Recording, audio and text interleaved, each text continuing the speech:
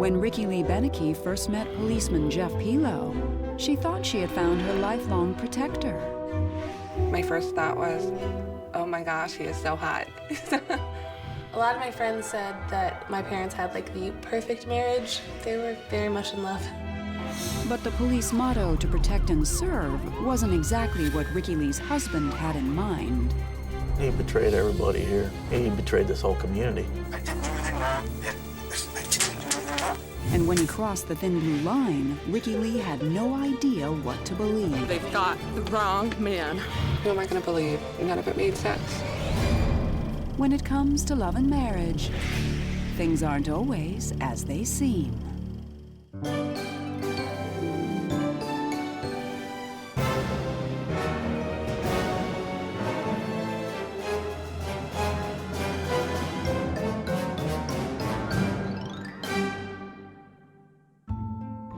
Growing up in rural Illinois, Ricky Lee Bencki was raised to always stand by the people she loves.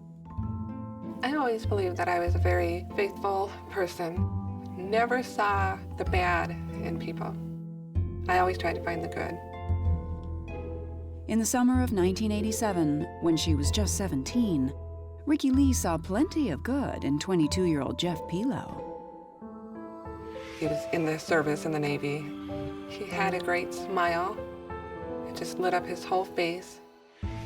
We started going out to movies and dinner and realized we just couldn't be apart. A few months later, Jeff got out of the Navy, and their relationship began to take off. Within a year, they were married in a simple church ceremony. It was a church that I went to growing up. We had wanted to have a nice, perfect little wedding, but my dad had some serious health problems at the time, so it was just 5 people there, but we were both happy. I trusted Jeff implicitly. They were a total couple. I mean, it seemed like they'd be together forever.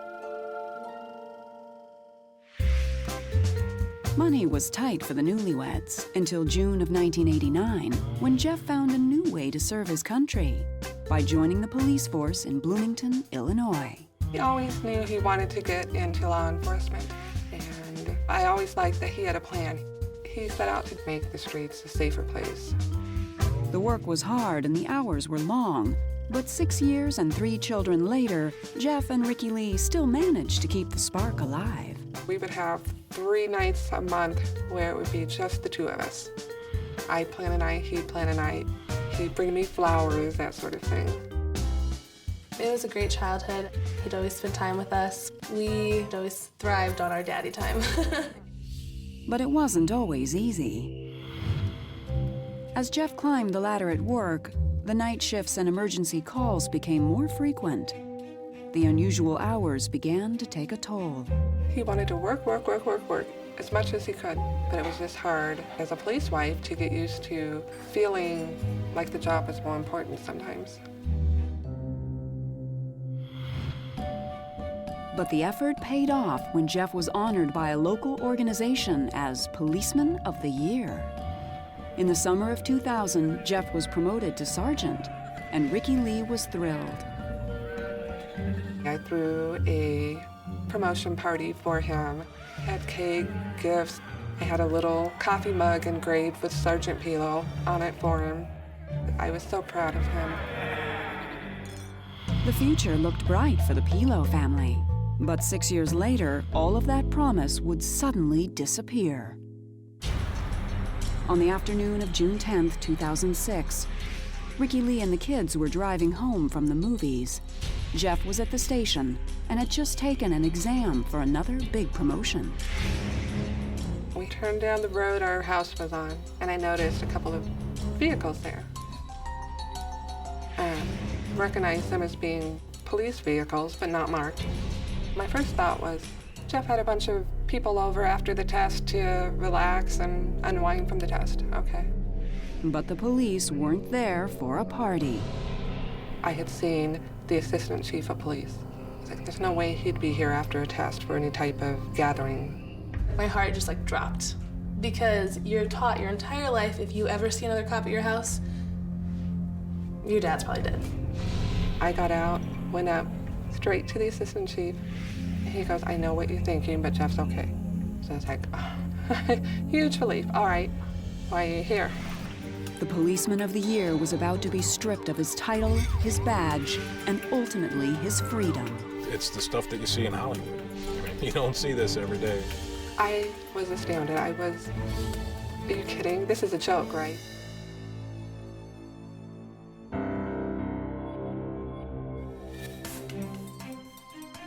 In the fall of 2002, 4 years before Lee Pilo arrived home to a house full of policemen, her husband Jeff was hard at work trying to advance his police career. Jeff's just not a laid-back type of person when it comes to work. When he works, he puts everything into it. I worked with him almost as closely as a partner. He seemed to be a good friend to people. He would go out of his way to help them. But at home, the Pilos' once solid marriage was on shaky ground. Jeff's career, always a source of pride, was now pulling them apart. I really started getting very frustrated with the job, with the amount of hours he was putting in, never being able to see him. I don't think that he really knew where to draw the line. As the stress built, Jeff started to take it out on Lee. He would come home from work. Oh my gosh, when's the last time this house has been clean? This house is a mess. At times, he could even be cruel, making fun of a hearing defect she was born with.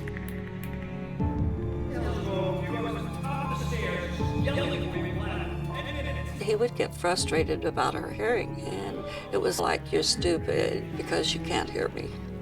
And I would get so angry. I said, Jeff, you knew about her hearing when you married her. Sometimes I felt like I wasn't good enough, or that I didn't do things well enough. By the spring of 2004, life at home seemed to improve when Jeff gave up the graveyard shifts for good. But he was still out at all hours of the night, and his family didn't always know why. He liked to go on walks at night. It seems like crazy hours, but like 1:30 in the morning. Jeff would tell me that there was a lot of times he just couldn't sleep, so he would get up and use the computer, take the dog for a walk, whatever, as a way of trying to relax. While Jeff was releasing his tension from the day, Bloomington police had good reason for stress at night. A troubling new case was keeping them on edge. A serial rapist was on the loose, the first in the town's history. In the past 3 years, there had been 4 attacks, and the details were usually the same. When the suspect was committing this assault, he was either wearing a ski mask or a scarf over his face. He would use duct tape to bind their wrists. And it seemed that the rapist knew how to cover his tracks. It was very frustrating because we had very little evidence. The suspect is taking things with him. He's making the victims bathe. He's doing absolutely everything he can to prevent leaving anything like DNA behind. Investigators had no solid leads and no idea when the attacker would strike again. Meanwhile, Lee started to speculate about why her husband was really leaving the house at night. Some signs seemed to point to another woman. There were times where I just had suspicions, I just had thoughts that, he's having an affair. Finally, Lee decided to voice her suspicions. I actually confronted Jeff about it. He completely denied it. He was angry. Oh, how could you think I was doing that? I can't believe you would even think that. An affair would have been devastating, but the real reason behind Jeff's late-night forays would be far worse. I wasn't prowling around anyone's windows. I wasn't prowling around at all.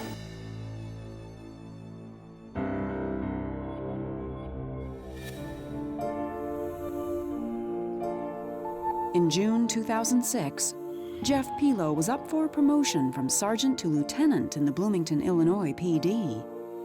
But first, he had to pass a big exam. On the night before the test, Lee urged Jeff to get some rest. I got in bed and started reading.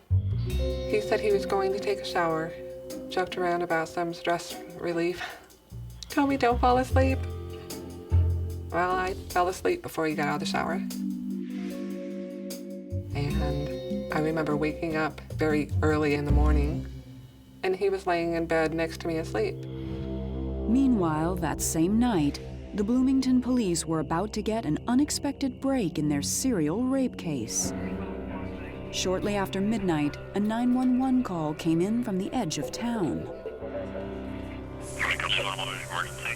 Keep racking on the door and running away, and my dog is going crazy. What's your address, man? On the night of June 10th, 2006, officer gets a call of a suspicious person knocking on the door, and the victim would go to the door and there'd be nobody there. When the officer arrives, he sees a figure with his back pressed up against the house, just trying to be as still as he possibly can. He calls out to the person, "Hey, you, come here, police, I need to talk to you." And the person turned around and walked away. As he's walking away, he's stuffing something in the front of his pants. So the officer drew his gun and it said, "Stop, police." But when the officer saw the man's face, he couldn't believe who it was. Eventually, the suspect turned around, and then all of a sudden it's, "Wait a minute, this is my sergeant."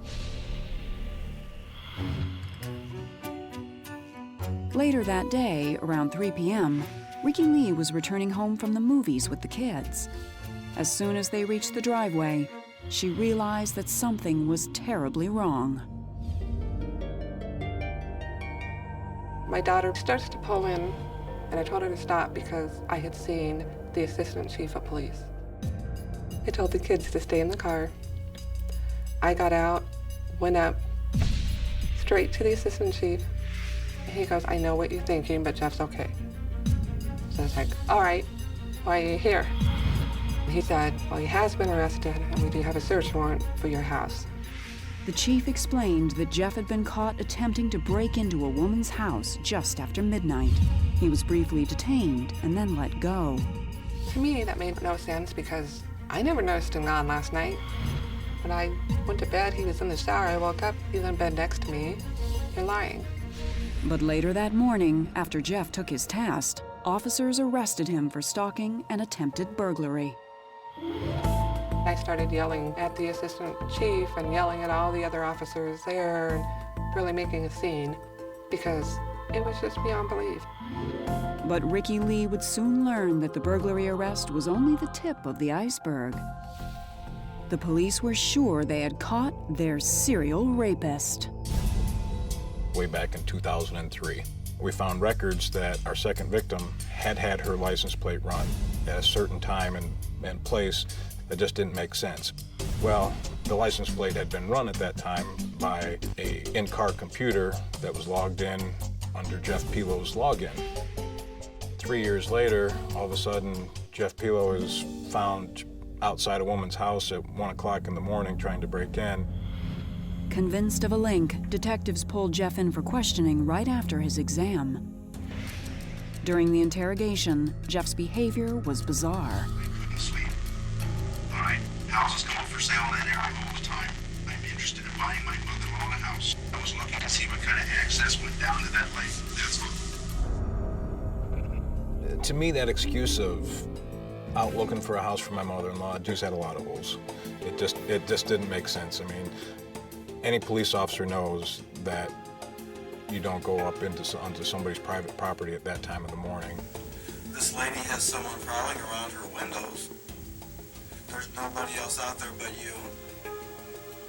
She's a very attractive young lady. It wasn't me.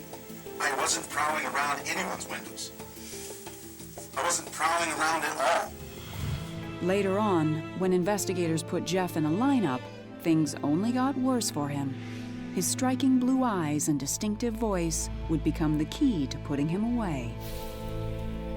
The main physical characteristics that all of the victims described was his eyes, how distinctive his eyes were. There's bright, piercing blue eyes. Here's the deal. It's going to be half an hour. It's going to be a really bad half an hour for you. But if you don't make any noise, you'll get through it. The one I'll never forget is when we played the voice for our third victim. She literally curled up into a fetal position, pulled into the wall as soon as she heard his voice and said, "That's it, that's him." As the case built around Jeff Pilo, one person still couldn't believe he was capable of such terrible crimes. I know without any doubt in my heart that my husband is completely innocent of all these charges. Ricky Lee stood by her husband, denying the charges to anyone who asked.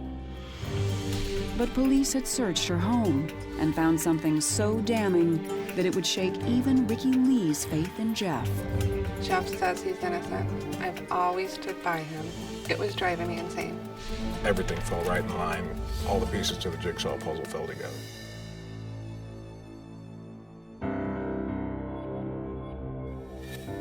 In the summer of 2006, Police Sergeant Jeff Pilo stood accused of 4 shocking rapes. But his wife, Ricky Lee, was determined to stand by her man. I said, we're gonna fight this. They cannot prove that he's guilty. Jeff says he's innocent. We'll get through a trial and be fine. But when police examined the duct tape used to bind the victims, they found the evidence they needed to make their case. A scientist at the FBI lab found fibers along the edge of the duct tape, and he was able to match those fibers to 2 separate articles of clothing that we found in Jeff Pilo's house. One was a nylon jacket that zippered up, and then also a ski mask. That jacket and that ski mask look exactly like what the victim described them as. Then, on Jeff's hard drive, investigators made a shocking discovery that convinced them they had their man. We were able to find pornography on his computer that it wasn't just run-of-the-mill porn, it was searches for brutal rape. There were images of uniformed people committing rapes. Everything fell right in line. All the pieces to the jigsaw puzzle fell together. Detectives learned that Jeff's attacks had followed the same pattern. He stalked his victims for months, using police resources to access personal information. Then he waited until the women were home alone at night and broke in. The attacks lasted for hours, and when Jeff was finally finished, he carefully took the evidence with him. Can't explain to anybody what it's like to sit in one of those small interview rooms with the victim and go over 4 hours of her life when he was doing these things to him. Still, Ricky Lee's faith in her husband was unshakable. Without any DNA evidence, she clung to the hope that investigators had gotten it all wrong. As far as the ski mask and the gloves and the coat, in a house full of kids, every house, I'm sure you can go find the same exact items in. Jeff was the most sweetest, loving person. He never laid a hand on the kids or I in any way, shape, or form. It's like, this is just a bad dream. On May 12, 2008, Jeff's trial began, and Ricky Lee sacrificed everything she had to defend him. We had nothing. My retirement was gone. Our savings, gone. Credit cards all maxed out. Sold the house, all for lawyers. But it wasn't enough to set Jeff free. A month later, a jury found the former Policeman of the Year guilty on all charges. When the jury came back and started saying guilty, I just couldn't believe it. It felt like